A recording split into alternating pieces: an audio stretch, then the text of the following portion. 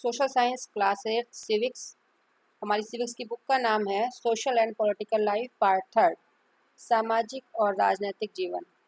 इसमें आज हम फर्स्ट चैप्टर शुरू करने जा रहे हैं, द इंडियन कॉन्स्टिट्यूशन, भारतीय संविधान। इस लेसन का फर्स्ट पार्ट है अभी। In this video we will study about what is a constitution, example of Nepal and why do we need a constitution. इस वीडियो में हम सीखेंगे कि संविधान क्या होता है, फिर इसमें नेपाल के एग्जाम्पल को एक्सप्लेन किया जाएगा और लास्ट में कि हमें संविधान की आवश्यकता क्यों है, संविधान किसी देश के लिए क्यों आवश्यक या महत्वपूर्ण होता है, उसके कुछ बिंदुओं का वर्णन किया जाएगा। First of all we should know what is a constitution. भारतीय संविधान को जानने से पहले हमें ये जानना जरूरी है कि संविधान क्या होता है। A constitution is a set of rules or laws that guides to the working of country, state or any organization. संविधान नियमों और कानूनों का एक ऐसा समूह है जो किसी देश, राज्य या संस्था की कार्यप्रणाली को निर्देशित करता है। कोई देश, कोई राज्य, कोई भी संस्था वो किस तरह से चलेगी, किसी भी संस्था को चलाने के लिए कुछ नियमों का होना आवश्यक है। बिना नियमों के कहीं भी कोई संस्था नहीं चल सकती, वहाँ अनारकी फैल जाएगी, अराजकता फैल जाएगी। तो हर जगह हर किसी संस्था को चलाने के लिए कुछ नियम होने आवश्यक होते हैं और उन नियमों का समूह ही कहलाता है कॉन्स्टिट्यूशन या संविधान। It is a set of rules a nation that determines the power and duties of the government and the right of the citizens. ये नियमों का एक ऐसा समूह होता है जिसके अनुसार किसी देश की सरकार की शक्तियाँ और कर्तव्य और साथ ही साथ नागरिकों के अधिकारों को दर्शाया जाता है। तो अब जिस देश में जो सरकार शासन कर रही है वो सरकार किस प्रकार से शासन करेगी, उस सरकार की क्या पावर्स हैं, क्या शक्तियां हैं, उसके क्या कर्तव्य हैं और वहाँ रहने वाले नागरिकों के क्या अधिकार हैं, ये सभी चीज़ें संविधान में वर्णित होती हैं। एग्जाम्पल ऑफ नेपाल, हमारी बुक में नेपाल की एक स्टोरी पूरी डिटेल से दे रखी है कि किस प्रकार से नेपाल पहले एक राजतंत्र था और बाद में वहाँ एक लोकतंत्र स्थापित हो गया। Nepal was a monarchy. In the constitution of Nepal, the final authority and ruling power was given to the king. Nepal एक राजतांत्रिक देश था, वहाँ राजा का शासन था और इसीलिए उस राजतंत्र में जो संविधान बनाया गया था, उस संविधान में सारी शक्तियाँ राजा को दी गई थी। The people of Nepal struggled for decades to establish democracy. लेकिन नेपाल के लोग राजतंत्र से संतुष्ट नहीं थे, वो वहाँ लोकतंत्र स्थापित करना चाहते थे। वो चाहते थे कि शासन में उनकी भी भागीदारी हो, इसलिए उन्होंने कई दशकों तक लगातार संघर्ष किया, लोकतंत्र स्थापित करने के प्रयास किए। In the year 2006 Nepal was declared a democracy country. 2006 में नेपाल एक लोकतांत्रिक देश के रूप में स्थापित हुआ। Now a new constitution was written in which the ruling power and final authority was given to the parliament. और अब नेपाल में एक नया संविधान लिखा गया जिसमें शासन करने की सारी शक्तियाँ संसद को दे दी गई। तो यहाँ हमें ये पता चलता है कि संविधान का मेन एम क्या है, मुख्य उद्देश्य क्या है। किसी भी संविधान से ही हमें यह पता चलता है कि वो देश किस प्रकार का देश है। जैसे नेपाल पहले एक मोनार्की था, एक राजतंत्र था, तो वहाँ दूसरा संविधान था और जब उन्होंने डेमोक्रेटिक कंट्री बन गए, वो उन्होंने लोकतंत्र स्थापित कर लिया, तो उसके लिए उन्हें एक नया संविधान लिखना पड़ा। पहले संविधान में ruling power, final authority king को दी गई थी, राजा को दी गई थी क्योंकि वो राजतंत्र था। लेकिन बाद में जब वो एक लोकतंत्र बन गया तो उन्होंने वहाँ की सारी शक्तियाँ संसद को दी, क्योंकि संसद ही जनता द्वारा चुने गए लोगों की संस्था होती है। Now why do we need a constitution, हमें एक संविधान की ज़रूरत क्यों पड़ती है, कोई भी देश संविधान क्यों बनाता है, क्या आवश्यकता है संविधान की। First of all, the constitution specifies the ideals which are beholded by the country.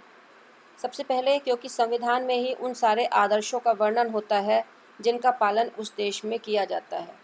हम किसी देश के बारे में जानना चाहते हैं कि वो देश किन नियमों, किन आदर्शों के आधार पर चल रहा है, तो हम उस देश के संविधान से ये सब जान सकते हैं।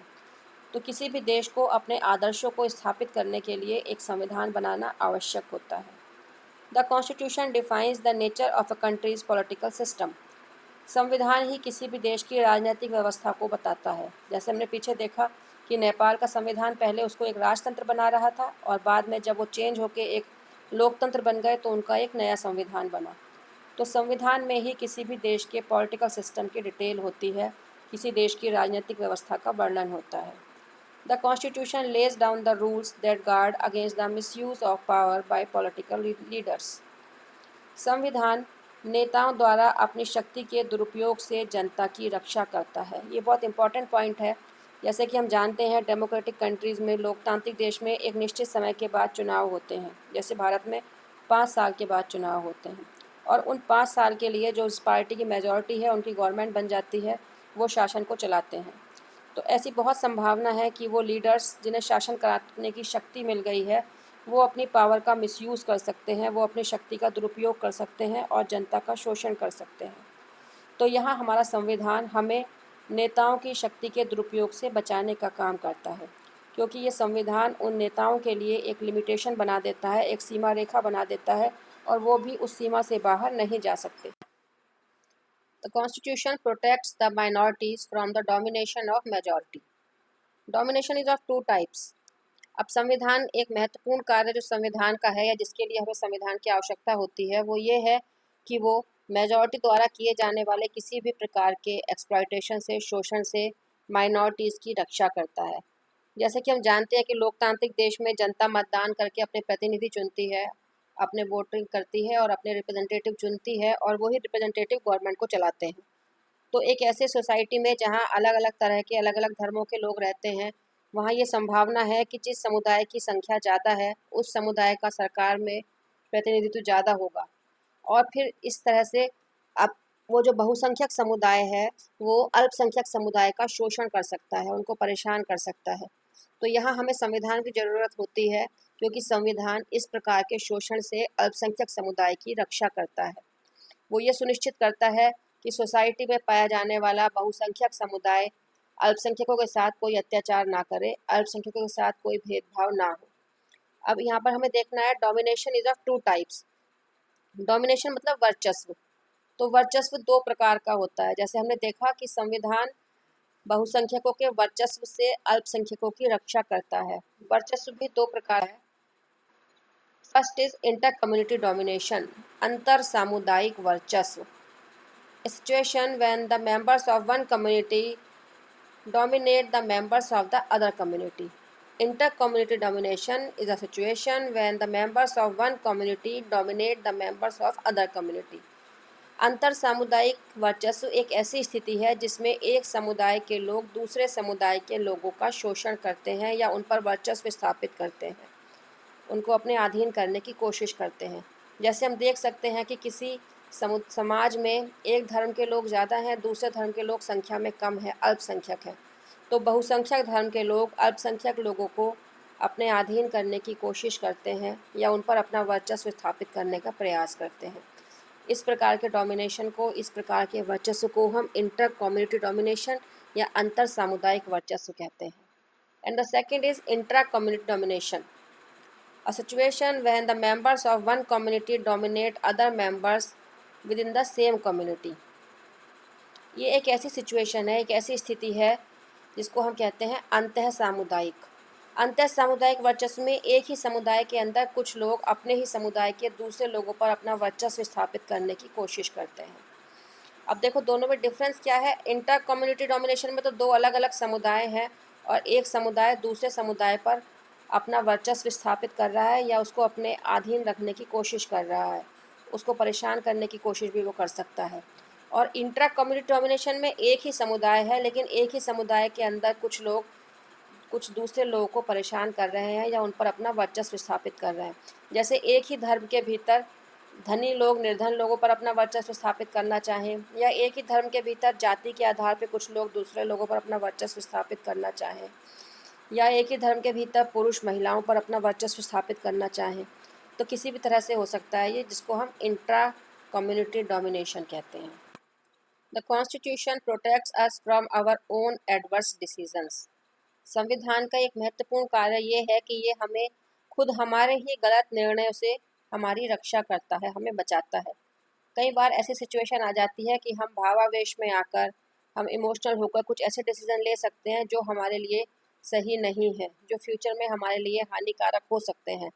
लेकिन संविधान इसी हमारे अपने निर्णयों से, अपने डिसीजन से हमारी रक्षा करता है, क्योंकि संविधान में जो रूल्स बने हुए हैं, जो नियम बने हुए हैं, हमें उन्हीं के अनुसार चलना होता है। हम अपनी भावनाओं के अनुसार या अपने खुद के निर्णयों के अनुसार सारे फैसले नहीं ले सकते, हमें संविधान के नियमों के अधीन होकर ही फैसले लेने होते हैं।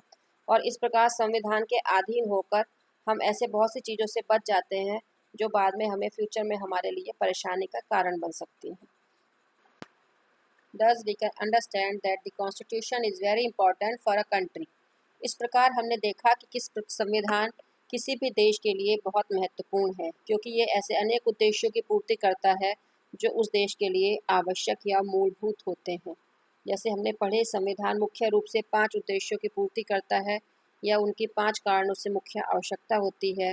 पहला, संविधान उन आदर्शों को बताता है जो किसी देश के लिए आवश्यक होते हैं या जो किसी देश की पहचान होते हैं। सेकंड, संविधान किसी भी देश में चलने वाली राजनीतिक व्यवस्था को दर्शाता है। वो ये बताता है कि उस देश में लोकतंत्र है, राजतंत्र है, तानाशाही है या कौन सी राजनीतिक व्यवस्था चल रही है। तीसरा, संविधान राजनेताओं द्वारा शक्ति के दुरुपयोग से जनता की रक्षा करता है। जो हमारे पॉलिटिकल लीडर हैं वो अपनी शक्ति का दुरुपयोग करके जनता का शोषण कर सकते हैं, तो संविधान हमें उससे बचाता है। फोर्थ वन, संविधान मेजॉरिटी को माइनॉरिटी के ऊपर किसी प्रकार का एक्सप्लॉयटेशन करने से रोकता है। किसी भी समाज का बहुसंख्यक समुदाय अल्पसंख्यकों के ऊपर वर्चस्व स्थापित करने की कोशिश कर सकता है, उन्हें एक्सप्लॉइट करने की कोशिश कर सकता है, तो संविधान उन्हें ऐसा करने से रोकता है। एंड एट लास्ट, संविधान हमें खुद हमारे ही गलत निर्णयों से बचाता है। जब हम कभी भावावेश में आकर कुछ गलत निर्णय ले सकते हैं, लेकिन संविधान हमारे लिए वो सीमाएं निर्धारित करता है कि हम उन सीमाओं से बाहर जाकर निर्णय नहीं ले सकते। तो इसलिए संविधान किसी देश के लिए और देश के नागरिकों के लिए एक मूलभूत आवश्यकता है। Every democratic country has its own constitution. यहाँ हमें ये समझने की ज़रूरत है कि प्रत्येक लोकतांत्रिक देश का अपना एक संविधान होता है। जो भी देश लोकतांत्रिक देश होगा, जिस देश ने अपने यहाँ एक पॉलिटिकल सिस्टम में डेमोक्रेसी को चुना होगा, उसने अपना संविधान का निर्माण अवश्य ही किया होगा। But it is not necessary that every country which has a constitution is a democratic country. लेकिन ये कोई ज़रूरी नहीं है कि जिस भी देश का संविधान बना हुआ है वो लोकतांत्रिक ही होगा। यहाँ हमें इन दोनों चीज़ों को समझना होगा। हर लोकतांत्रिक देश में एक संविधान अवश्य होता है, लेकिन हर वो देश जिसका संविधान है वो लोकतांत्रिक हो, ये कोई ज़रूरी नहीं है। कोई देश कोई दूसरा पॉलिटिकल सिस्टम भी अपना सकता है, लेकिन वो भी अपना संविधान बना सकता है। हो सकता है कि उस देश में राजतंत्र हो, मोनार्की हो, लेकिन उन्होंने अपना एक संविधान बना रखा हो। तो संविधान होना लोकतंत्र की पहचान नहीं है, लेकिन लोकतंत्र में संविधान अवश्य होगा, ये निश्चित है। बस आज हम इतना ही करेंगे। आगे हम भारतीय संविधान के बारे में पढ़ना शुरू करेंगे अपने नेक्स्ट वीडियो में।